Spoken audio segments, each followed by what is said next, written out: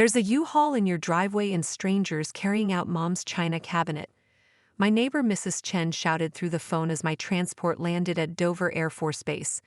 I've been in Afghanistan for 18 months, and this was supposed to be my homecoming, not a robbery in progress.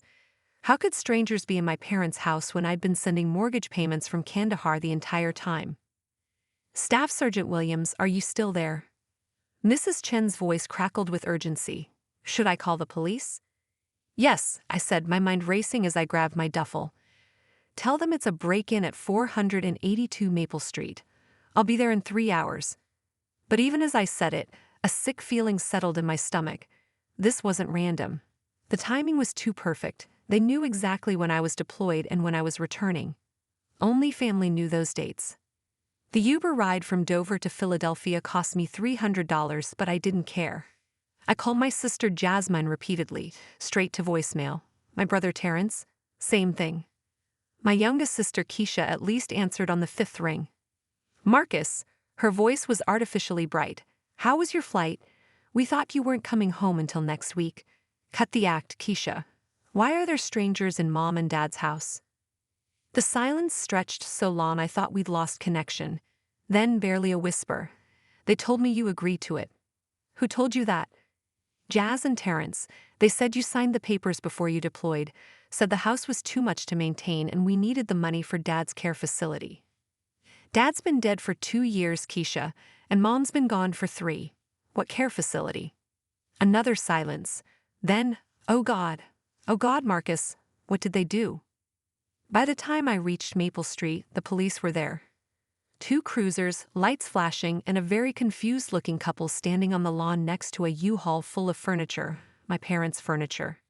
That's him, Mrs. Chen pointed as I approached in my ACU as, that's the owner. The older officer stepped forward. Sir, are you Marcus Williams?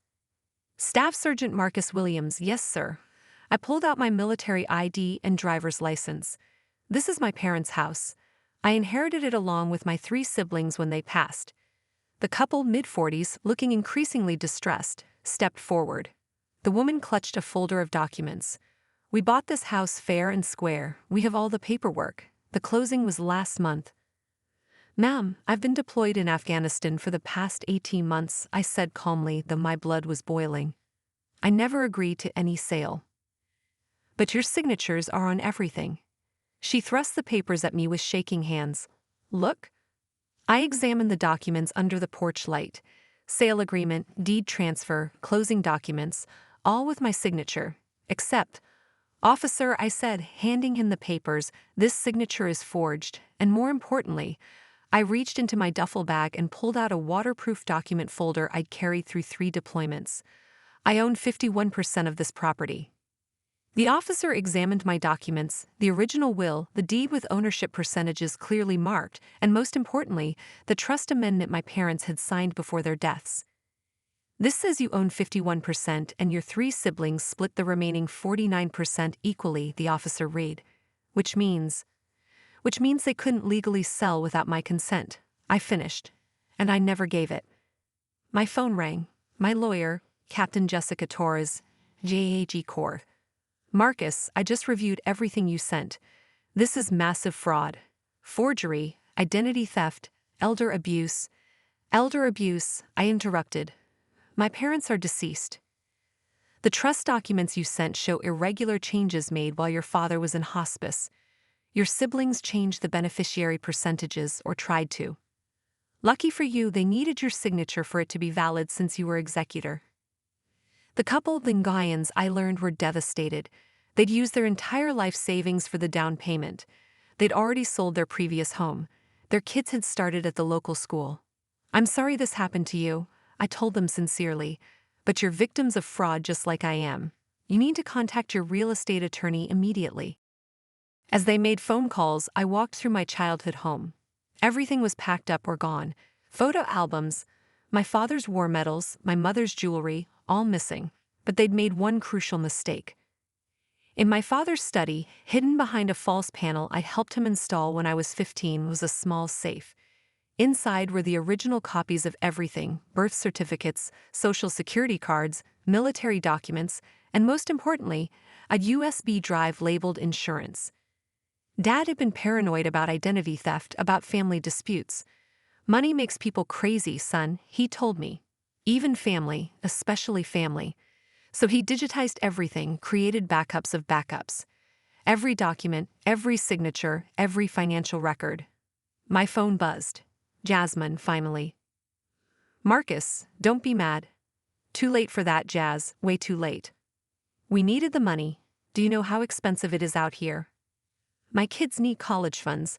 Terrence is underwater on his mortgage, and... So you committed fraud?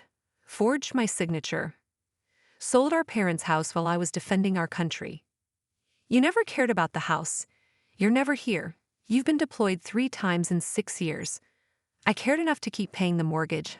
I shot back. I cared enough to pay the property taxes, the maintenance, the insurance. Where were you when the roof needed replacing?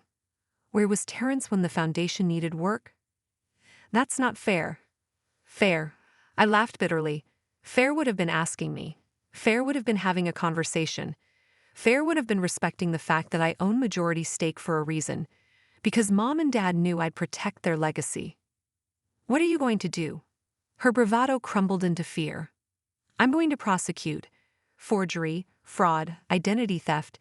You're looking at federal charges since you impersonated active duty military. You'd send your own family to prison. You stopped being family the moment you stole from me, I said. Real family doesn't do this. The investigation unraveled quickly. Terrence had orchestrated it, using his job at a mortgage company to create convincing fake documents. Jasmine had forged my signature. She'd practiced copying it from old birthday cards. Keisha, the youngest, had been told I'd agree to everything but wanted to stay anonymous due to military regulations. The real estate agent was in on it too. Terrence's college buddy who'd rushed the sale through without proper verification. The title company had failed to do due diligence. Everyone wanted their cut of the $450,000 sale price. What they didn't know was that I'd been preparing for this possibility.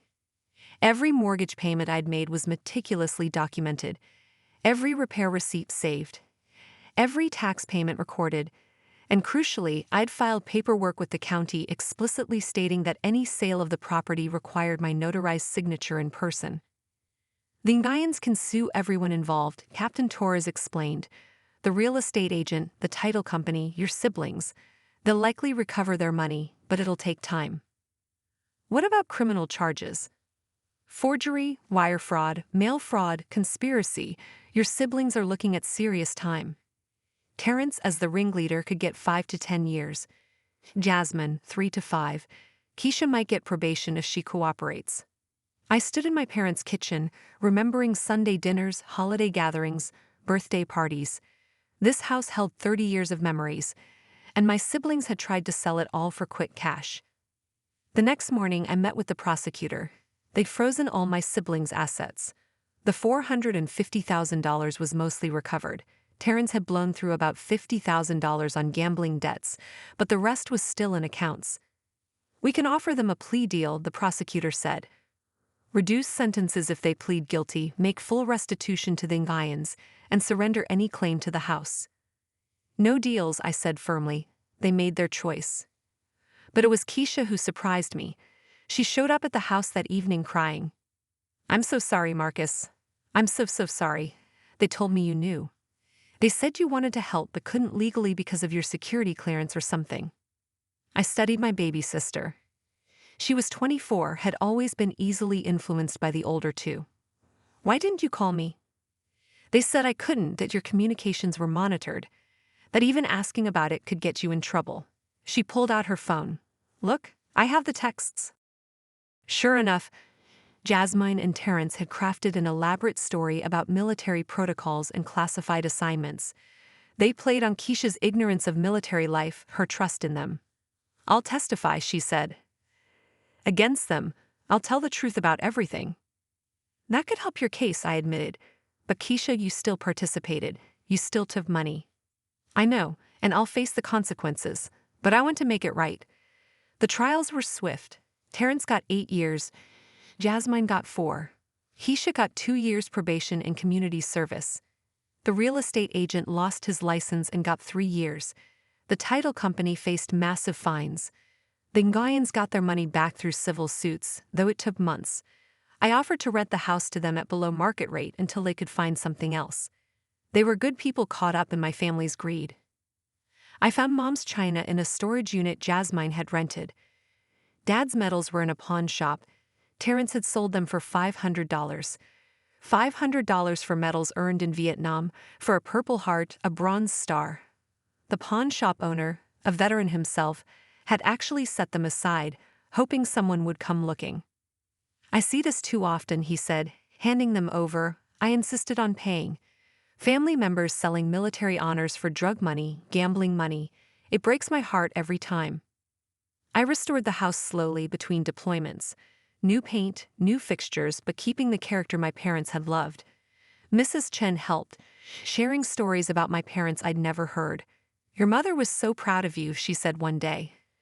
She'd show everyone your pictures in uniform. "My son, the protector," she'd say. Protector. I protected our country but failed to protect my parents' legacy from the very people who should have cherished it. 2 years later, Terrence wrote from prison. A rambling letter about forgiveness, about family, about how I'd destroyed his life over just a house. Just a house.